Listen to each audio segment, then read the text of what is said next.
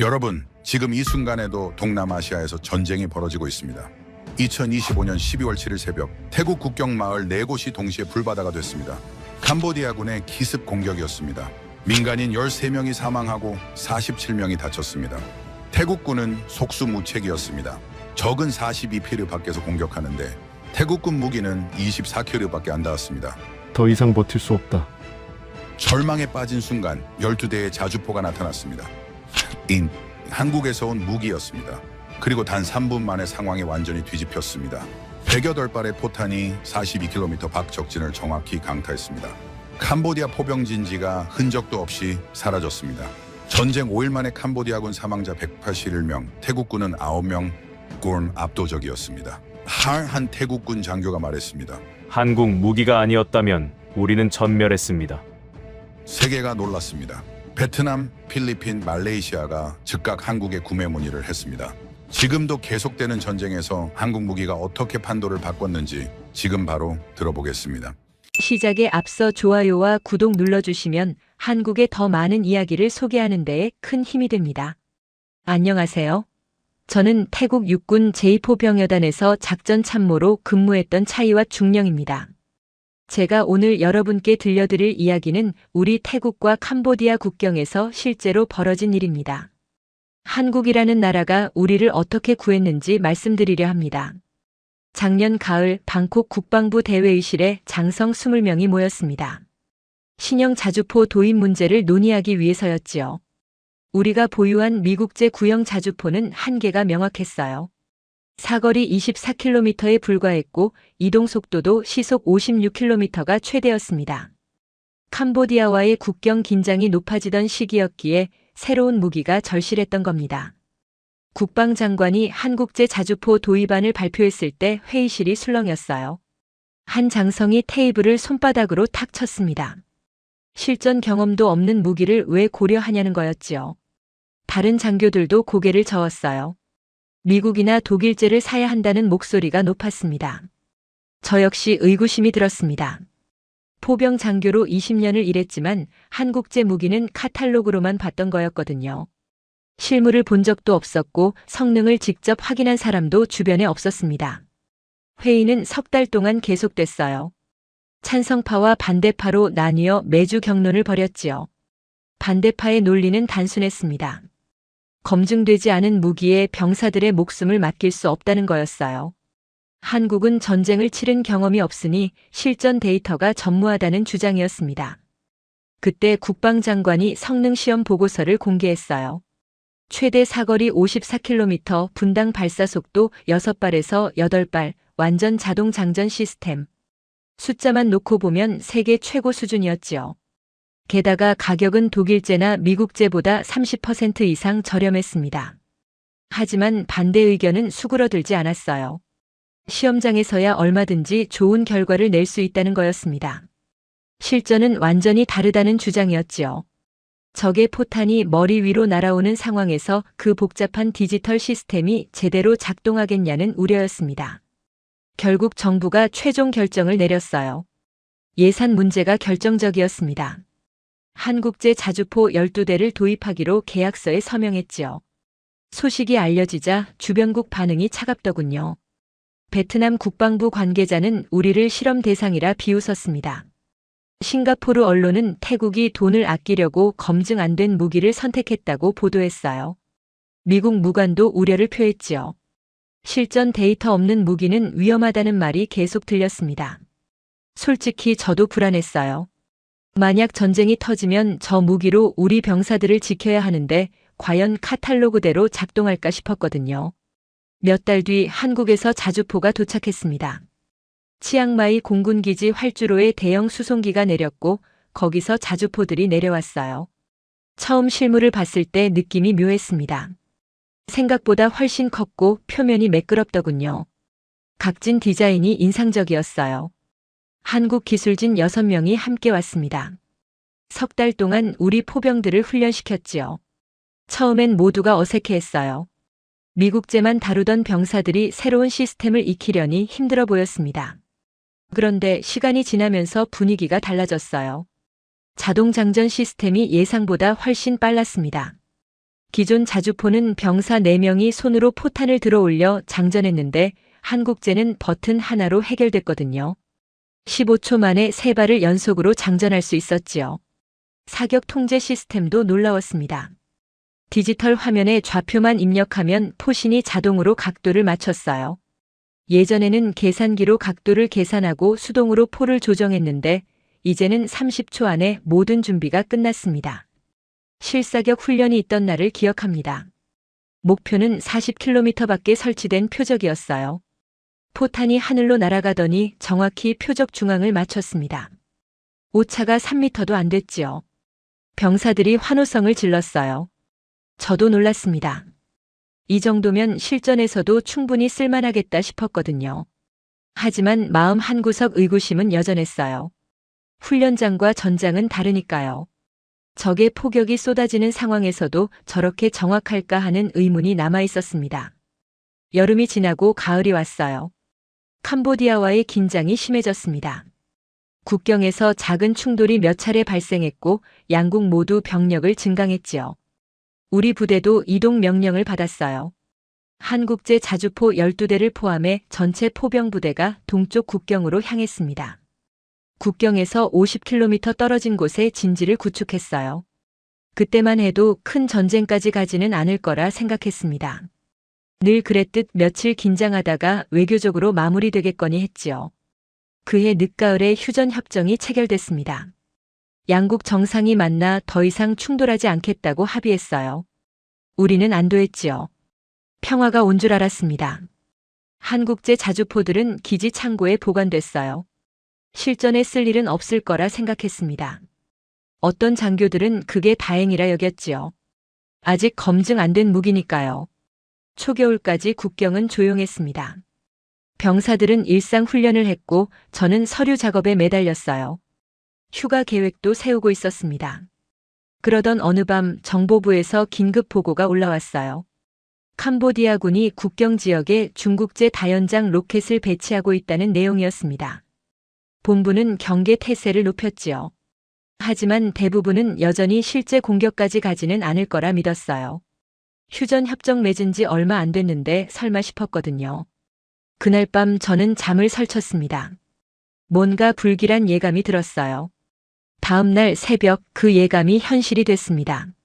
새벽 4시 50분이었습니다. 막사에서 자고 있던 저는 이상한 소리에 잠이 깼어요. 처음엔 천둥인 줄 알았습니다. 하지만 너무 규칙적이더군요. 쿵쿵쿵 마치 거대한 북을 연속으로 두드리는 것 같았어요. 밖으로 뛰쳐나갔습니다. 동쪽 하늘을 보는 순간 온몸이 얼어붙었어요. 캄보디아 쪽 산등성이에서 수백 개의 붉은 화염꼬리가 일제히 치솟아 오르고 있었습니다. 중국제 다연장 로켓이었어요. 휴전 협정 따위는 휴지 조각이 된 순간이었지요. 로켓들이 포물선을 그리며 우리 쪽으로 날아왔습니다. 목표는 국경 마을 4곳이었어요. 아란 야프라텍, 사케오, 수린, 우볼라 차타니. 민간인들이 살고 있는 마을이었습니다. 첫 번째 착탄 소리가 들렸어요. 거대한 폭발음이 새벽 공기를 찢었습니다. 이어서 두 번째, 세 번째. 멈추지 않았어요. 30분 동안 로켓이 계속 쏟아졌습니다. 저는 즉시 비상 소집을 명령했어요. 병사들이 벙커로 뛰어들었고 장교들은 작전실로 모였습니다. 무전기에서 절박한 목소리들이 터져 나왔어요. 3번 대피소 직격, 민간인 다수 사상. 학교 건물 붕괴, 어린이 포함 사상자 발생. 시장 근처 화재, 구조 작업 진행 중. 해가 뜨자 피해 규모가 드러났습니다. 민간인 13명이 목숨을 잃었어요. 여성 9명, 어린이 4명이었습니다. 부상자는 47명이었고 대부분 중상이었지요. 건물 23채가 무너졌고 화재로 소실된 가옥도 수십 채였습니다. 저는 아란 야프라텍 마을로 달려갔어요. 3번 대피소가 있던 자리였습니다. 콘크리트가 무너져 내렸고 철근이 뒤틀려 있더군요. 구조대원들이 자갈을 걷어내고 있었어요. 그 아래서 7살쯤 돼 보이는 여자아이가 발견됐습니다. 이미 숨이 끊어진 상태였어요. 옆에는 아이를 감싸 안은 채 죽어있는 엄마가 있었지요. 병사 1명이 구토를 했습니다. 20살밖에 안 된 젊은 병사였어요. 저도 속이 뒤집혔지만 참아야 했습니다. 지휘관이 무너지면 부대 전체가 흔들리니까요. 본부에 반경 명령을 요청했습니다. 하지만 문제가 있었어요. 우리 미국제 자주포는 사거리가 24km였는데 적은 42km밖에 있었습니다. 닿지도 않는 거리였지요. 전진 사격을 시도해볼까 고민했어요. 20km를 전진하면 사거리 안에 들어갈 수 있었습니다. 하지만 그러면 우리가 적의 집중 포화를 받게 되는 거였어요. 7월에 그렇게 했다가 야포 이문을 잃고 포병 8명이 전사했던 기억이 떠올랐습니다. 오전 7시쯤 캄보디아군의 두 번째 공격이 시작됐어요. 이번엔 더 체계적이었습니다. 정찰 드론이 우리 진지 상공을 날아다니기 시작했거든요. 중국제 소형 드론이었어요. 10대가 넘게 머리 위를 맴돌며 우리 위치를 파악했습니다. 병사들이 소총으로 격추를 시도했어요. 한두 대는 떨어뜨렸지만 금방 새 드론이 날아왔지요. 끝이 없었습니다. 드론이 우리 위치를 파악하자 곧바로 정밀 포격이 시작됐어요. 이번엔 로켓이 아니었습니다. 130mm 곡사포였어요. 역시 중국제였습니다. 우리 자주포 진지를 정확히 노리고 쏘기 시작했어요. 첫 번째 포탄이 이번 포대 옆에 떨어졌습니다. 흙먼지가 치솟았지요. 두 번째는 더 가까웠어요. 세 번째가 직격했습니다. 미국제 자주포 한 대가 포탄을 맞고 폭발했어요. 포병 4명이 그 자리에서 전사했습니다. 저는 즉시 진지 이동 명령을 내렸지요. 하지만 문제가 있었습니다. 미국제 자주포는 이동 속도가 느렸거든요. 시속 56km가 최대였어요. 새 진지로 이동하는 동안에도 포탄이 계속 떨어졌습니다. 정오쯤 상황은 더 악화됐어요. 캄보디아군이 국경을 넘기 시작한 겁니다. 중국제 장갑차 20대가 먼지를 일으키며 우리 쪽으로 돌진해 왔어요. 우리 대전차 부대가 대응했지만 역부족이었습니다. 간신히 한 대를 격파했지만 나머지는 계속 전진했지요. 저는 무전으로 항공 지원을 요청했습니다. 하지만 돌아온 답은 실망스러웠어요. 전투기는 다른 구역 지원 중이라 최소 2시간을 기다려야 한다는 거였습니다. 2시간이면 우리는 전멸당할 수도 있었어요. 남은 자주포 2대로 장갑차를 저지하려 했습니다. 사격 통제관이 좌표를 입력하고 포를 발사했어요. 포탄이 장갑차 대열 근처에 떨어졌지만 직격은 아니었지요. 구형 사격 통제 시스템의 한계였습니다. 두 번째 사격을 준비하는데 적의 역습 포격이 날아왔어요. 캄보디아 군도 우리 야포 위치를 파악한 겁니다. 포탄 3발이 연속으로 떨어졌고 자주포 한 대가 또 박살났어요. 포병 5명이 전사했습니다. 이제 남은 야포는 단 한 대뿐이었지요. 오후 2시 무전기에서 다른 부대들의 절박한 목소리가 들려왔습니다. 사케오 구역 돌파당함 후퇴 중. 수린 구역 포위 위험 지원 필요. 우볼라 차탄이 구역 탄약 부족 보급 요청. 국경 전역에서 우리는 밀리고 있었어요. 제 부대도 마찬가지였습니다. 병력 절반이 전사하거나 부상당했어요. 탄약은 바닥나고 있었고 적은 계속 밀려왔습니다. 중국제 장갑차들이 우리 진지 1km 앞까지 접근했어요. 저는 마지막 남은 자주포에 직접 올라탔습니다. 조준경을 들여다보며 적 장갑차를 노렸어요. 거리 800m 이동 중인 표적이었지요. 발사 명령을 내렸습니다. 포탄이 날아갔지만 빗나갔어요. 장갑차는 멈추지 않았습니다. 재장전하는 동안 적 장갑차의 기관포가 불을 뿜었어요. 총탄이 자주포 장갑을 때렸습니다. 땅땅땅 하는 소리가 귀청을 울렸지요. 다행히 관통은 안 됐지만 시간이 없었어요. 두 번째 포탄을 장전하고 다시 쏘았습니다. 이번엔 명중했어요. 선두 장갑차가 폭발하며 멈춰섰지요. 하지만 뒤따르던 장갑차들은 계속 왔습니다. 우리는 한 대를 잡았지만 19대가 남아 있었어요. 저는 후퇴 명령을 내렸습니다. 이대로 싸우면 전멸뿐이었지요.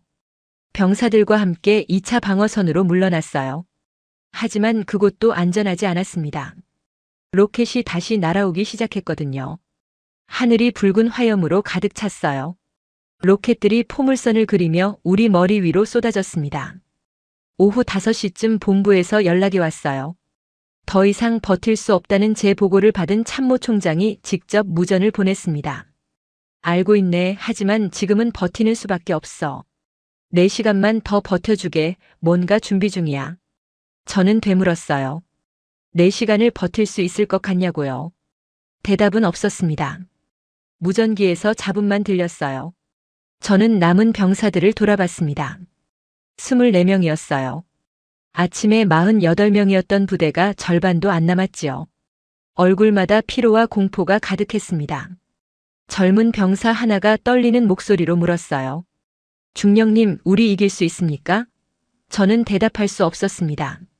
솔직히 저도 몰랐거든요. 해가 지기 시작했습니다.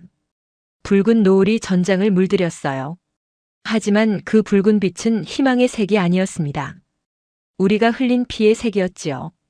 저는 하늘을 올려다보며 생각했습니다. 이대로 끝나는 건가? 우리는 여기서 전멸하는 건가? 그때 무전기에서 이상한 암호가 들렸습니다. 전군에 고한다, 천둥이 깨어났다, 반복한다, 천둥이 깨어났다. 저는 그 의미를 몰랐어요. 하지만 본부 작전관의 목소리에서 뭔가 달라진 걸 느꼈습니다. 2시간 후 상황이 바뀐다. 현 위치 사수하라. 2시간이라는 시간이 얼마나 길게 느껴질 수 있는지 그날 처음 알았습니다. 오후 7시가 넘어가고 있었습니다. 약속한 2시간이 거의 다 됐지만 아무 일도 일어나지 않았어요. 캄보디아군은 계속 밀려왔고 우리는 계속 후퇴했지요. 저는 본부를 다시 불렀습니다. 약속한 시간이 지났는데 대체 무슨 지원이 오는 겁니까? 잠깐만 기다려. 지금 막 도착했어. 그게 무전기를 통해 들은 마지막 말이었어요. 저는 주변을 둘러봤습니다. 아무것도 보이지 않았지요.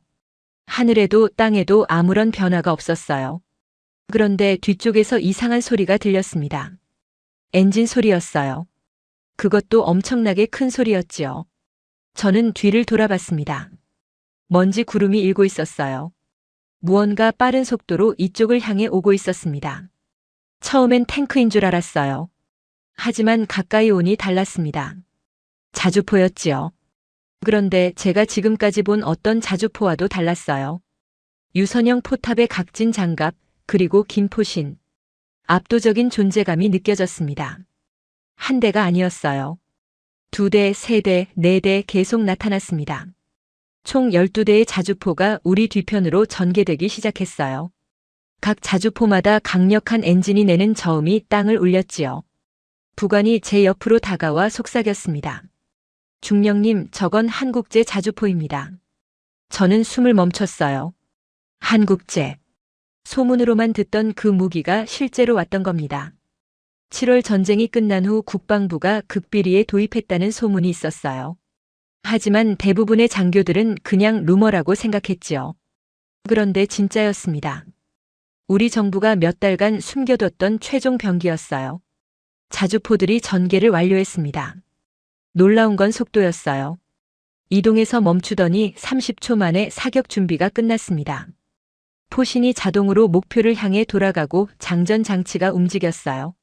미국제 자주포는 이런 준비에 5분이 걸렸거든요. 한 명의 장교가 지프를 타고 왔습니다. 계급장을 보니 대령이었어요. 나이는 저보다 어려 보였지만 눈빛이 예사롭지 않았지요. 그가 저에게 다가와 격려했습니다. 특수포병대대 대대장 프라윗 대령입니다. 차이와 중령님이시죠? 저는 경례를 받으며 고개를 끄덕였어요. 그가 지도를 펼쳤습니다. 적 발사 지점 좌표를 알려주십시오. 저는 좌표를 불러줬어요. 북위 14도, 동경 104도, 거리 42km. 프라윗 대령은 미소를 지었습니다. 충분히 사거리 아닙니다. 한국제 자주포의 최대 사거리는 54km거든요. 54km라고요? 저는 놀라서 되물었습니다. 우리 미국제는 24km도 안 되는데요. 프라윗 대령이 고개를 끄덕였어요. 그래서 우리가 필요했던 겁니다.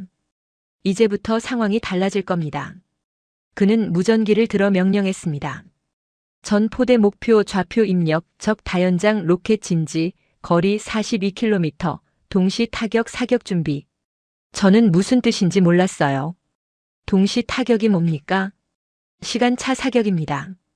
여러 발의 포탄이 목표 지점에 동시에 떨어지게 하는 사격법이에요. 프라윗이 설명했어요. 한국제 자주포 한 대가 15초에 3발을 쏠 수 있거든요. 각도를 조금씩 바꿔서요. 그럼 3발이 서로 다른 궤도로 날아가다가 목표 위에서 동시에 만나죠. 저는 상상이 안 됐어요. 15초에 3발이라니. 미국제는 1분에 1발도 힘들었거든요. 그럼 12대면? 제가 물었습니다. 프라윗이 웃었어요. 36발이 동시에 떨어지는 겁니다. 자주포들의 포탑이 일제히 목표를 향했습니다. 자동 사격 통제 시스템이 계산을 끝낸 거였어요. 각 자주포마다 디스플레이에 숫자들이 깜빡였지요. 현대식 디지털 장비였습니다. 사격 준비 완료 발사대기. 무전기에서 보고가 들려왔어요. 프라윗 대령은 본부에 확인을 요청했습니다. 작전명 천둥의 심판 승인 요청합니다. 잠시 침묵이 흘렀어요. 그러더니 국방장관의 목소리가 들렸습니다. 승인한다. 캄보디아에게 대가를 치르게 하라. 프라윗이 고개를 끄덕였어요. 전포대 발사. 순간 세상이 흔들렸습니다. 12대의 자주포가 동시에 불을 뿜었거든요. 어마어마한 굉음이 귀를 때렸어요. 미국제와는 비교도 안 되는 화력이었지요.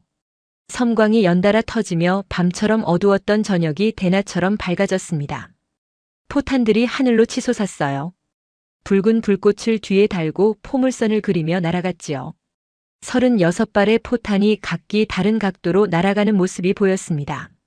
마치 불새떼가 날아가는 것 같았어요. 15초 후 두 번째 일제 사격이 이어졌습니다. 또다시 36발이 날아갔어요. 그리고 15초 후 세 번째. 자주포들은 쉬지 않고 포탄을 쏟아냈습니다. 자동 장전 장치 덕분에 포병들은 버튼만 누르면 됐어요. 제 부하들이 넋을 잃고 그 광경을 지켜봤습니다. 누군가 중얼거렸어요. 저게 정말 자주포입니까? 저는 대답할 수 없었습니다. 저도 처음 보는 광경이었거든요.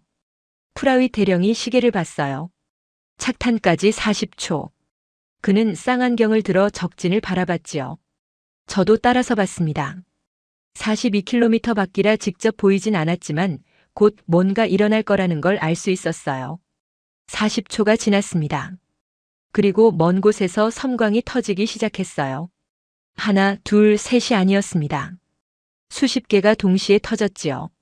첫 번째 동시 타격 사격이 명중한 겁니다. 36발의 포탄이 정확히 같은 순간 캄보디아군 진지에 떨어진 거예요. 굉음이 들려왔습니다. 42km 밖인데도 땅이 흔들렸어요. 거대한 불기둥이 치솟는 게 보였지요. 이어서 두 번째 착탄. 또다시 36발이 동시에 터졌습니다. 세 번째도 마찬가지였어요. 3분 만에 108발의 포탄이 캄보디아군 로켓 진지를 강타했습니다.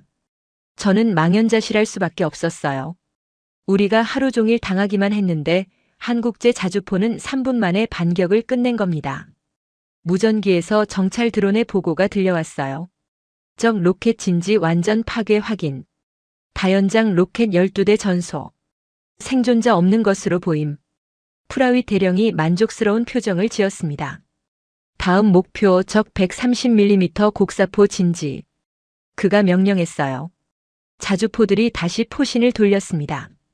이번엔 우리를 괴롭혔던 중국제 곡사포가 목표였지요. 또다시 일제 사격이 시작됐어요. 저는 넋을 잃고 지켜봤습니다. 이게 전쟁이었나 싶었어요. 일방적인 학살이었지요. 하지만 이번엔 우리가 학살하는 쪽이었습니다. 아침에 당했던 것에 대한 복수였어요. 프라윗 대령이 제 어깨를 두드렸습니다. 눈물이 날 것 같았습니다. 한국 무기가 아니었다면 우리는 오늘 전멸했을 거예요. 다음 날 아침 일찍 본부에서 긴급 작전 회의 소집 명령이 떨어졌습니다. 프라윗 대령의 작전 텐트로 들어가자 대형 디스플레이 화면이 켜져 있었어요. 거기엔 국경 전역에 캄보디아군 배치도가 떠 있었지요. 어제 우리가 파괴한 건 빙산의 일각입니다. 그가 설명을 시작했어요. 캄보디아군은 여전히 중국제 장갑차 50대, 곡사포 30문, 그리고 예비 로켓 8대를 보유하고 있습니다. 저는 한숨을 쉬었어요. 아직도 그렇게 많이 남았단 말입니까? 하지만 걱정 마십시오. 프라윗이 미소 지었어요. 오늘은 우리가 주도권을 쥐고 있으니까요. 그는 화면을 넘기며 새로운 무기를 소개하기 시작했습니다. 오늘은 특별한 친구들이 함께합니다. 그때 텐트 밖에서 또 다른 엔진 소리가 들렸어요. 한국제 자주포와는 다른 소리였습니다. 저는 밖으로 나가봤지요. 지평선 너머에서 뭔가가 다가오고 있었어요. 한국제 자주포보다 더 크고 더 많은 발사관을 가진 차량이었습니다. 6대가 일렬로 달려왔어요. 부관이 숨을 죽이며 말했습니다. 저건 천무입니다. 한국제 다연장 로켓이요. 천무. 저도 소문으로만 들었어요.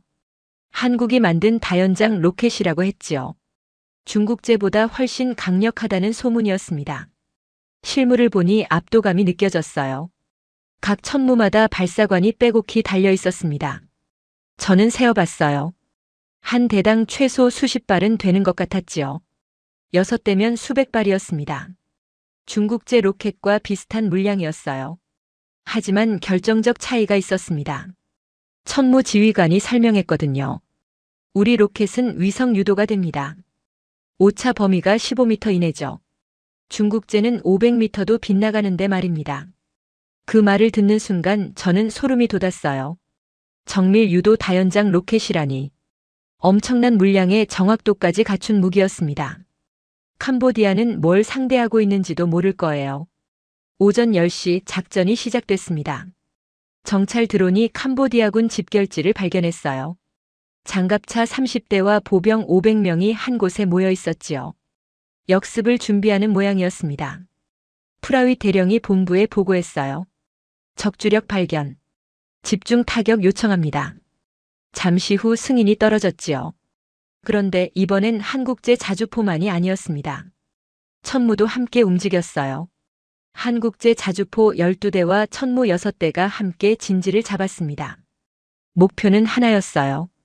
캄보디아군 집결지. 통합 사격 준비 완료. 프라윗과 천무 지휘관이 동시에 보고했지요. 발사 승인. 본부의 명령이 떨어졌습니다. 저는 숨을 죽였어요. 이제 뭔가 엄청난 일이 벌어질 거라는 걸 알았습니다. 한국제 자주포 12대와 천무 6대가 동시에 불을 뿜었습니다. 하늘이 온통 불꽃으로 가득 찼어요. 자주포의 포탄 36발과 천무의 로켓 수백 발이 하늘을 뒤덮었지요. 그 광경은 평생 잊을 수 없을 겁니다. 강철비가 시작됐어요. 포탄과 로켓이 날아가는 데는 40초가 걸렸습니다. 그 짧은 시간이 영원처럼 느껴졌어요. 저는 쌍안경을 들고 캄보디아군 집결지를 바라봤지요. 38km 밖이라 직접 보이진 않았지만 드론 영상이 실시간으로 전송되고 있었습니다. 화면 속 캄보디아 병사들은 아무것도 모르고 있었어요. 장갑차 주변에 모여 식사를 하고 있더군요. 누군가는 담배를 피우고 누군가는 웃고 있었지요. 40초 후 그들이 어떻게 될지 모른 채 말입니다. 카운트다운이 끝났습니다. 그리고 지옥이 펼쳐졌어요. 먼저 한국제 자주포의 포탄이 떨어졌습니다. 36발이 정확히 동시에 착탄했지요. 폭발이 집결지 전체를 휩쓸었어요. 땅이 파헤쳐지고 장갑차가 뒤집혔습니다. 병사들이 사방으로 흩어지기 시작했죠. 하지만 진짜는 그 다음이었습니다. 천무의 로켓들이 집결지 상공에 도달한 거예요. 그런데 땅에 꽂히지 않았습니다. 공중에서 터지기 시작했어요. 저는 의아했습니다. 불발인가? 그런데 천무 지휘관이 옆에서 말했어요. 아닙니다. 저게 정상입니다. 확산탄이거든요. 터진 로켓에서 무언가가 쏟아져 나왔습니다. 수백 개의 작은 폭탄들이었어요. 비처럼 떨어지기 시작했지요. 드론 화면으로 보니 하늘에서 검은 점들이 쏟아지는 게 보였습니다. 강철비였습니다. 캄보디아군 머리 위로 수천 개의 작은 폭탄이 떨어졌어요. 축구장 10개를 합친 면적이 순식간에 폭발로 뒤덮였지요. 연속된 섬광이 화면을 하얗게 만들었습니다. 저는 숨을 죽이고 지켜봤어요. 이건 전쟁이 아니었습니다. 일방적인 학살이었지요. 하지만 제 마음 한구석에선 통쾌함이 올라왔어요. 어제 우리 민간인을 학살했던 것에 대한 대가였으니까요. 폭발이 멈췄을 때 연기가 천천히 거쳤습니다. 드론이 낮게 날며 피해 상황을 전송했어요. 저는 화면을 보고 말이 막혔습니다. 아무것도 남지 않았더군요. 집결지가 있던 자리엔 구멍만 수없이 패여 있었어요. 장갑차는 벌집처럼 구멍이 뚫렸고 병사들은 보이지 않았습니다. 단 1분 만에 일어난 일이었지요. 정찰관이 보고했습니다. 적 병력 완전 전멸 확인. 생존자 없는 것으로 보입니다. 장갑차 30대 전소. 보병 500명 추정 사망. 500명이라니. 저는 그 숫자가 실감나지 않았어요. 1분 전까지 살아있던 사람들이었는데 말입니다. 하지만 그들도 어제 우리에게 똑같이 했죠. 민간인까지 학살했었어요.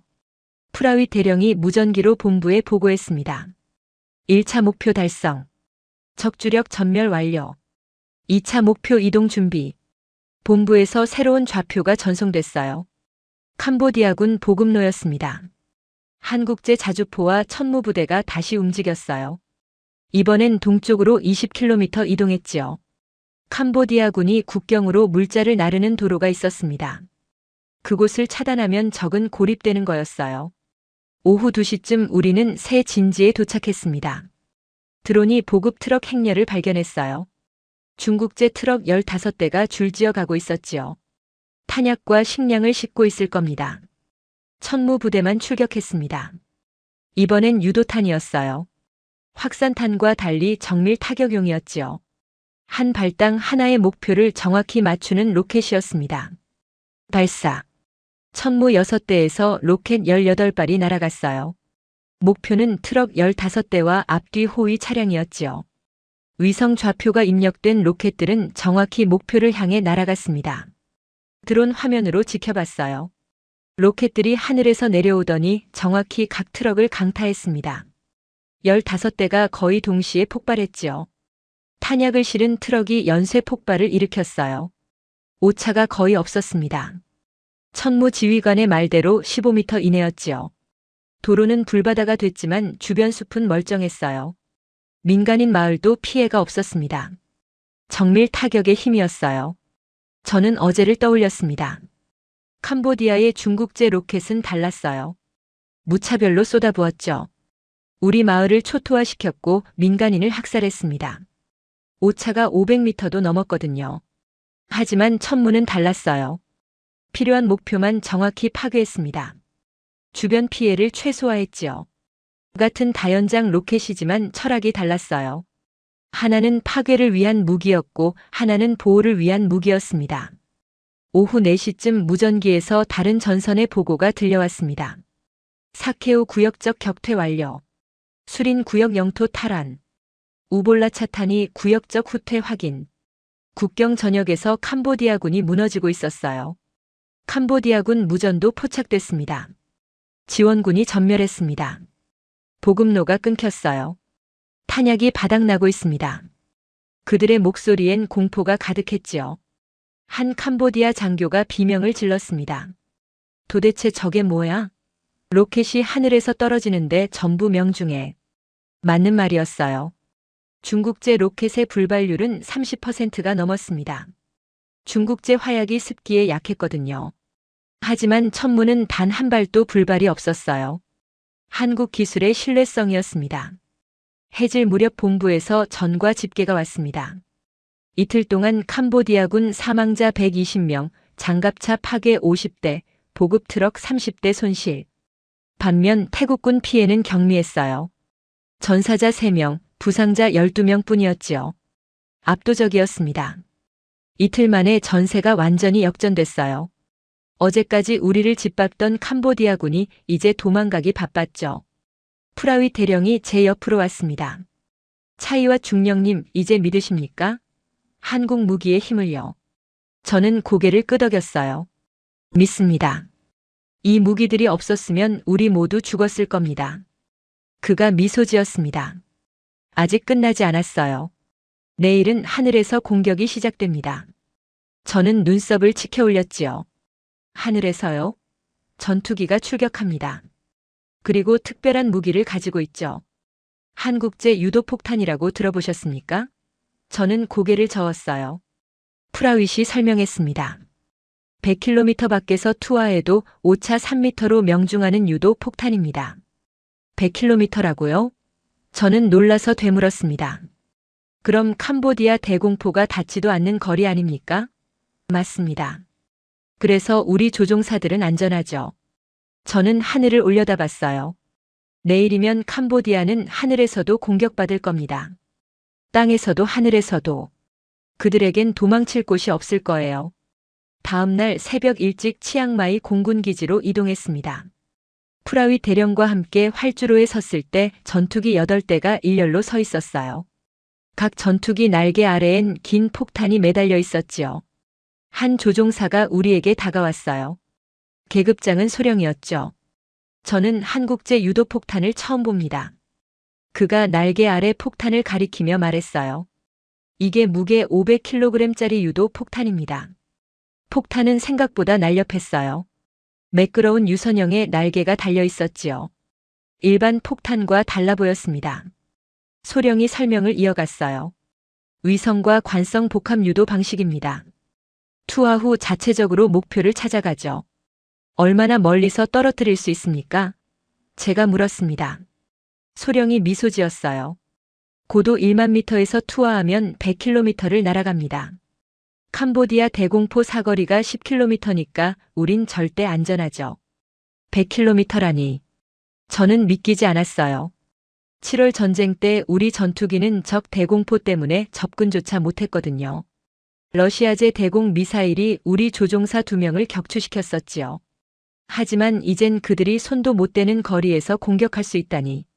정확도는요? 프라윗이 물었습니다. 오차 3m 이내입니다. 소령이 자신있게 답했어요. 건물 창문을 골라서 맞출 수 있죠. 저는 소름이 돋았습니다. 7월에 우리가 투하한 구형 폭탄은 오차가 30m도 넘었거든요. 오전 7시 전투기 편대가 이륙했습니다. 엔진 소리가 활주로를 울렸어요. 한 대씩 하늘로 치솟아 올랐지요. 저는 그들이 사라질 때까지 지켜봤습니다. 저 폭탄들이 곧 캄보디아를 강타할 겁니다. 저와 프라윗은 전술작전센터로 돌아왔어요.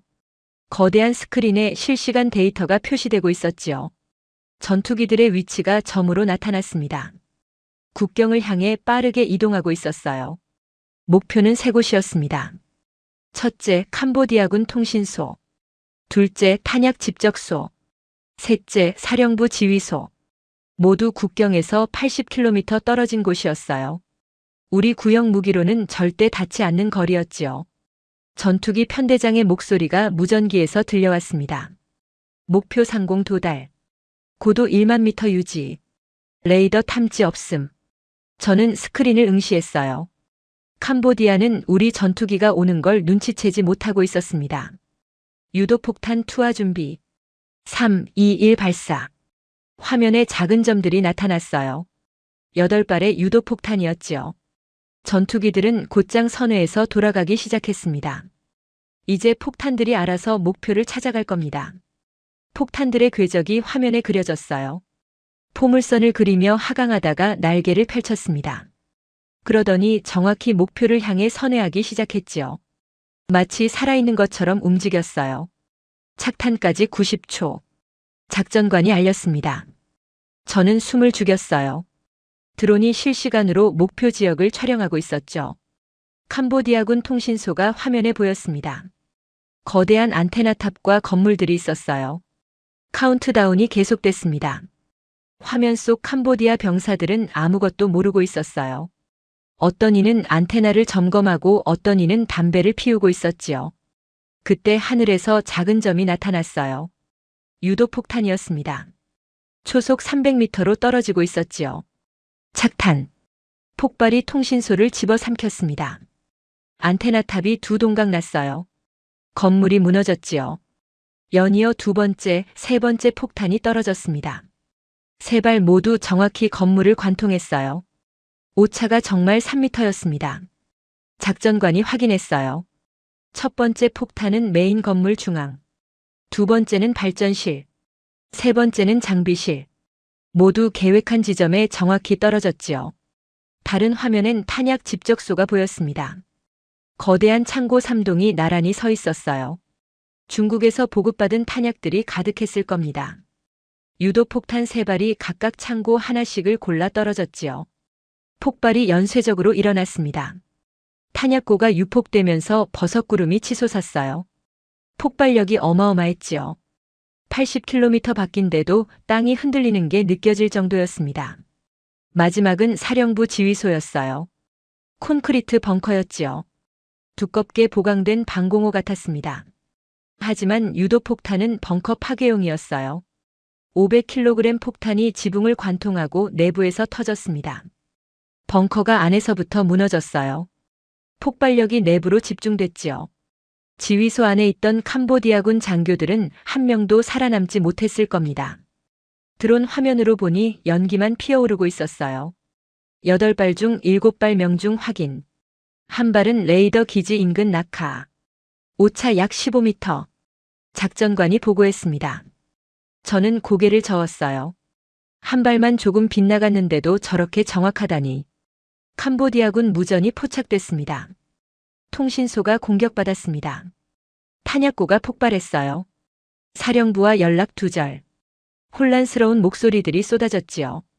어디서 쏜 거냐고 소리치는 장교도 있었어요. 저는 프라윗을 봤습니다. 그가 미소 짓고 있었어요. 보셨죠? 놈들은 끝까지 우리 전투기를 못 봤습니다.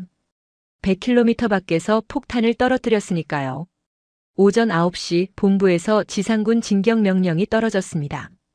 캄보디아군의 눈과 귀가 먹었어요. 통신도 끊기고 지휘부도 날아갔지요. 이제 우리가 국경을 넘을 차례였습니다. 태국군 기갑부대가 출격했어요. 경전차 20대와 장갑차 40대였지요. 한국제 자주포와 천무가 길을 열어줬고 전투기가 하늘을 장악했습니다. 이제 남은 건 전진뿐이었어요. 저도 부대를 이끌고 국경을 넘었습니다. 5개월 만이었어요. 7월엔 우리가 쫓겨났지만 이번엔 우리가 쫓아갔죠. 한국 무기가 만들어준 기회였습니다. 국경을 넘는 순간 느낌이 묘했습니다. 7월에는 캄보디아군 포격에 쫓겨 후퇴했던 바로 그 길이었거든요. 하지만 이번엔 완전히 달랐어요. 우리가 진격하고 있었습니다. 한국제 자주포 12대가 선두에서 길을 열었어요. 적 진지가 발견되면 즉시 포격을 가했지요. 42km 밖에서도 정확히 맞췄습니다. 캄보디아군은 우리가 어디서 쏘는지 알 수조차 없었어요. 첫날 오후에 프레아 비헤아르 지역에 도착했습니다. 7월에 빼앗겼던 그곳이었어요. 11세기에 지어진 힌두 사원이었지요. 태국과 캄보디아가 100년간 싸워온 영토였습니다. 사원은 멀쩡했어요. 우리 공격이 정밀했던 덕분이었지요. 유도폭탄은 군사시설만 파괴했습니다. 주변 민간 건물과 문화재는 건드리지 않았어요. 7월에 캄보디아가 무차별 폭격으로 우리 마을을 초토화시킨 것과는 달랐지요. 둘째 날에는 더 깊숙이 진격했습니다. 캄보디아군이 방어선을 구축하려 했지만 소용없었어요. 천무의 정밀 타격이 그들의 진지를 하나씩 제거했지요. 로켓 한 발 한 발이 정확히 목표를 맞췄습니다. 오차 15m 이내라는 게 얼마나 대단한 건지 그때 실감했어요. 적 진지만 정확히 파괴하고 주변 마을은 피해가 없었습니다. 민간인 사상자도 최소화됐지요. 전쟁을 하면서도 민간인을 보호할 수 있다는 게 놀라웠습니다. 셋째 날 저녁 캄보디아군이 마지막 반격을 시도했어요. 예비 병력 300명과 중국제 장갑차 15대를 투입했지요. 하지만 너무 늦었습니다. 우리는 이미 그들의 움직임을 드론으로 파악하고 있었거든요. 한국제 자주포가 먼저 포격을 시작했어요. 45km 밖에서 날아온 포탄이 장갑차 대여를 강타했지요. 이어서 천무가 확산탄을 발사했습니다. 하늘에서 수천 개의 작은 폭탄이 쏟아졌어요. 캄보디아군의 마지막 반격은 30분 만에 끝났습니다. 장갑차 15대 전부 파괴됐고 병력 대부분이 전사했지요. 생존자들은 무기를 버리고 도망쳤습니다. 전의를 완전히 상실한 모습이었어요. 넷째 날 아침 캄보디아 정부에서 첫 휴전 제안이 들어왔습니다. 하지만 우리 정부는 거절했어요. 7월 휴전 협정을 깬 것에 대한 책임을 먼저 지라는 거였지요. 캄보디아는 다시 제안했지만 또 거절당했습니다. 그날 오후에 저는 아란 야프라텍 국경 마을로 돌아갔어요. 일주일 전 캄보디아군 로켓에 맞아 폐허가 됐던 그곳이었습니다. 주민들이 조금씩 돌아오기 시작했더군요. 한 주민이 저에게 달려와 말했어요. 중령님 감사합니다. 우리를 지켜주셔서요. 저는 고개를 저었습니다. 저희가 아닙니다. 한국이 도와준 겁니다. 그 주민이 고개를 갸웃했어요. 한국이요? 네, 한국 무기들이 우리를 구했습니다. 저는 설명했어요.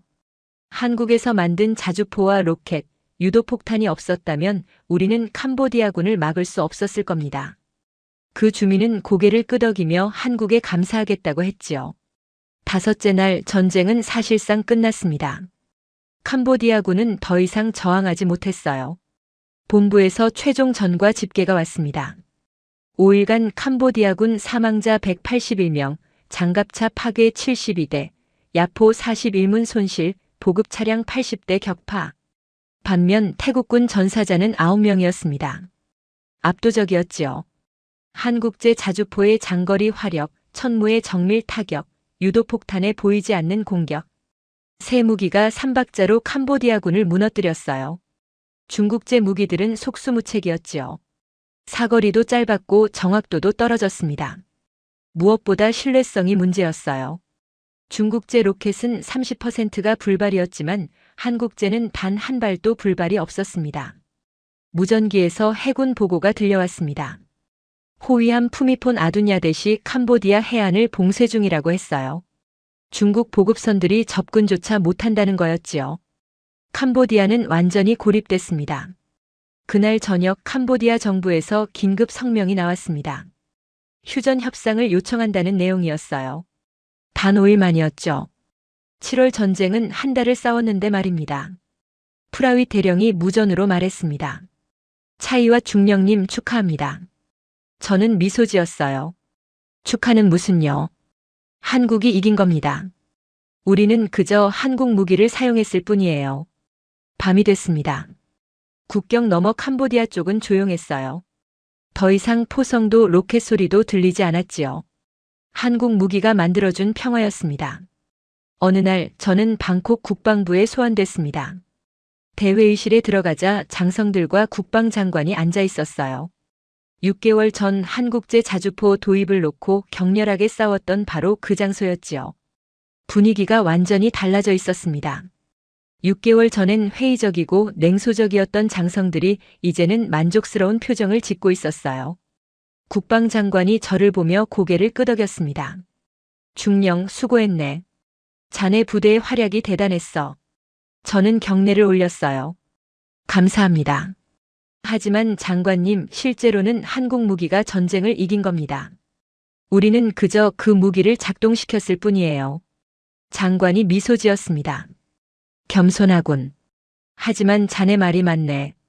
한국 무기가 없었다면 우리는 저도 크게 졌을 거야. 그는 서류 뭉치를 꺼냈어요. 자네가 알아야 할 게 있네. 전쟁이 끝난 후 놀라운 일들이 벌어지고 있다고 했습니다. 베트남 국방부에서 연락이 왔대요. 한국제 자주포와 천무를 구매하고 싶다는 거였지요. 필리핀도 똑같은 문의를 보냈습니다. 말레이시아는 더 구체적이었어요. 한국제 자주포 24대, 천무 12대, 유도폭탄 200발을 주문하고 싶다고 했지요. 인도네시아와 싱가포르에서도 문의가 들어왔습니다. 장관이 설명을 이어갔어요. 우리 전쟁을 세계가 지켜봤네. 특히 군사 전문가들이 주목했지. 한국 무기가 실전에서 어떤 성능을 보이는지 확인하고 싶어 했거든. 그리고 결과는 모두가 놀랄만했어. 한장성이 말했습니다. 중국이 발끈했다더군요. 자기네 무기가 한국제에 완패했으니까요. 중국 국방부가 캄보디아에 항의했다는 소문도 있습니다. 제대로 사용하지 못해서 진 거라고요. 하지만 사실은 달랐어요. 중국제 무기의 한계가 명확히 드러난 겁니다. 사거리도 짧고 정확도도 떨어지고 불발률도 높았지요. 반면 한국제는 모든 면에서 우수했습니다. 장관이 또 다른 서류를 보여줬어요. 국제방산 시장 분석 보고서였습니다. 한국 방산 기업들의 주가가 급등했다더군요. 이번 전쟁으로 한국 무기의 신뢰도가 입증됐기 때문이었지요. 유럽 국가들도 관심을 보이기 시작했어요. 폴란드가 한국제 자주포 도입을 검토 중이라고 했습니다. 노르웨이도 천무에 관심을 보였지요. 실전에서 검증된 무기는 가치가 다르다는 걸 모두가 알게 된 겁니다. 그날 오후 저는 한국 대사관을 방문했습니다. 대사님을 직접 뵙고 싶었거든요. 경비병이 저를 안내했지요. 대사 집무실 문을 열자 한 분이 일어서서 저를 맞았습니다. 차이와 중령님이시군요. 소문 많이 들었습니다. 대사님이 악수를 청했어요. 저는 경례를 올렸지요. 아닙니다. 제가 감사 인사를 드리러 왔습니다. 대사님, 한국 무기가 우리를 구했습니다. 대사님은 차를 권했어요. 저는 조심스럽게 자리에 앉았습니다. 그분이 말했어요. 우리는 무기를 판 게 아닙니다. 평화를 지키는 방패를 제공한 겁니다. 한국도 과거에 전쟁을 겪었거든요. 그래서 방어의 중요성을 압니다. 저는 고개를 끄덕였어요. 7월 전쟁 때 우리는 무력했습니다. 중국제 무기에 일방적으로 당했죠. 하지만 한국 무기는 달랐어요. 정밀하고 효율적이었습니다. 무엇보다 민간인을 보호했지요. 대사님이 창밖을 가리켰습니다. 거리에 태극기가 펄럭이고 있었어요. 태국 국민들이 자발적으로 걸었다고 했습니다. 한국에 감사하다는 뜻이었지요. 소식 들으셨습니까? 대사님이 물었어요. 베트남, 필리핀, 말레이시아에서 문의가 쇄도하고 있답니다. 한국제 자주포와 천무를 팔아달라고요. 저는 미소 지었습니다. 당연하죠. 실전에서 증명됐으니까요. 그날 저녁 저는 부대로 돌아왔습니다. 병사들이 저를 맞았어요. 얼굴마다 웃음이 가득했지요. 7월의 패배가 12월의 승리로 바뀐 겁니다. 젊은 병사 하나가 물었어요. 중령님, 한국은 어떤 나라입니까? 저는 잠시 생각했죠. 그리고 대답했습니다. 친구가 될 만한 나라야. 우리를 배신하지 않고 도와준 나라지.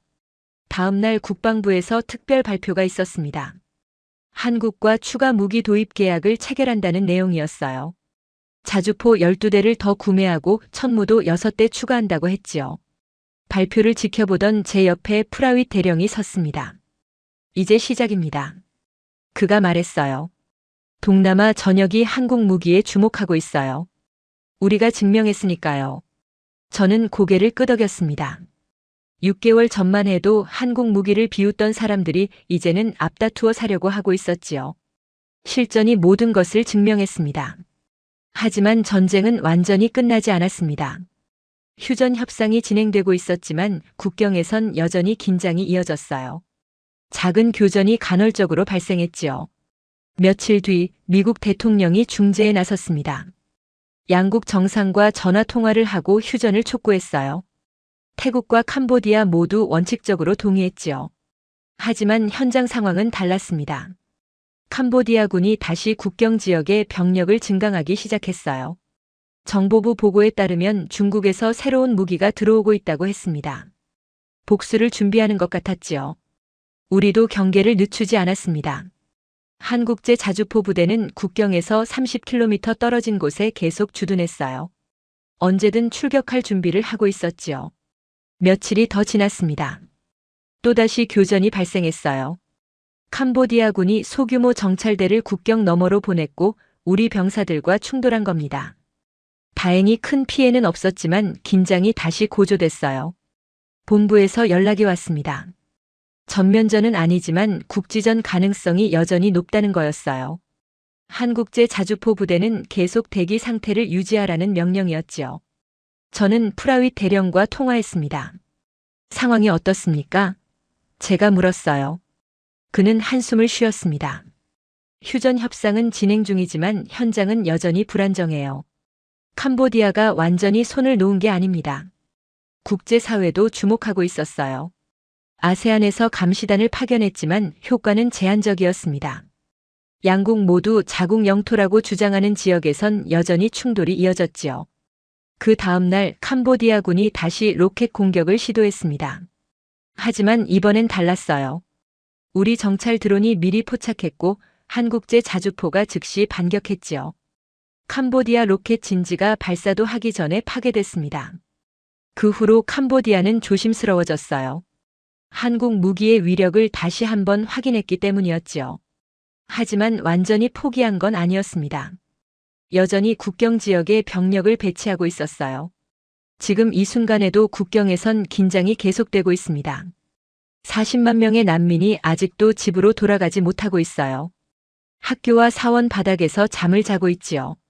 하지만 한 가지는 확실합니다. 한국 무기 덕분에 우리는 더 이상 일방적으로 당하지 않는다는 겁니다. 캄보디아군이 공격하면 즉시 반격할 수 있어요. 그것도 압도적인 화력으로 말이지요. 어제도 작은 충돌이 있었습니다. 캄보디아군이 박격포를 쏘았고 우리는 한국제 자주포로 응답했어요. 30초 만에 사격 준비가 끝났고 3발의 포탄이 정확히 적 진지를 강타했지요. 캄보디아군은 즉시 철수했습니다. 이게 지금 우리 상황입니다. 전쟁은 끝나지 않았어요. 휴전도 불안정하지요. 하지만 우리는 더 이상 두렵지 않습니다. 한국이라는 든든한 친구가 있으니까요. 몇 달 전만 해도 한국 무기를 의심했던 제가 이제는 확신합니다. 한국은 믿을 수 있는 나라예요. 그들이 만든 무기는 실전에서 완벽하게 작동했지요. 밤하늘에 별이 떴습니다. 국경 너머를 바라보니 여전히 긴장감이 감돌았어요. 하지만 예전과는 다릅니다. 우리에겐 한국 무기가 있으니까요. 젊은 병사 하나가 제 옆으로 왔습니다. 중령님, 또 공격받으면 어떡합니까? 저는 한국제 자주포를 가리켰어요. 저것들이 있잖아. 걱정 마. 병사가 안심한 표정을 지었습니다. 저도 미소 지었어요. 몇 달 전만 해도 상상도 못했던 일이었지요. 한국이라는 나라가 우리를 이렇게 지켜줄 줄은요. 오늘도 국경에선 긴장이 이어지고 있습니다. 내일도 마찬가지일 겁니다. 언제 다시 전면전이 벌어질지 아무도 모르지요. 하지만 한 가지만은 확실합니다. 한국 무기가 있는 한 우리는 버틸 수 있습니다. 아니, 버티는 게 아니에요. 이길 수 있습니다. 실전이 그걸 증명했으니까요. 저는 하늘을 올려다보며 중얼거렸습니다. 대한민국 감사합니다. 당신들 덕분에 우리가 살았습니다. 언젠가 보답할 날이 올 겁니다. 바람이 불었어요. 따뜻한 바람이었습니다. 한국이라는 먼 나라가 만들어준 희망 같았지요. 저는 병사들을 돌아봤습니다. 이제 이 아이들이 조금은 편하게 잘 수 있을 겁니다. 한국이라는 친구가 우리 곁에 있으니까요. 오늘 사연은 여기까지입니다. 태국 캄보디아 전쟁, 한국 무기가 바꾼 5일간의 기적 어떠셨나요? 사연의 주인공에게 응원의 댓글을 남겨주세요. 지금까지 감동정거장에서 사연 전해드렸습니다. 사연이 마음에 드셨다면 좋아요와 구독 부탁드립니다. 시청해주셔서 감사합니다.